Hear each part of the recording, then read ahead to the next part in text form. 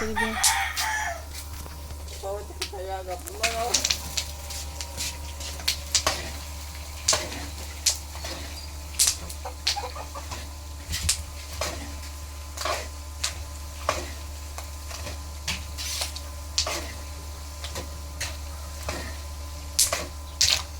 Pag ano siya, maglupok-lupok, lapit nyo na siya maluto.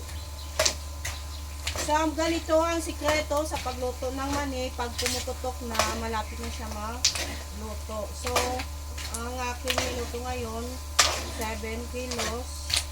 Hinati ko lang sa 3 at kalahati. Para hindi ako magastos sa mantika. 2 luto ito. Para katapos maluto nito, pangalawa naman.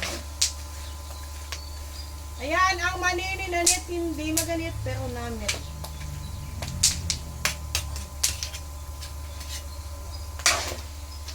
Ayan ka, kaya butang sa YouTube. At yan?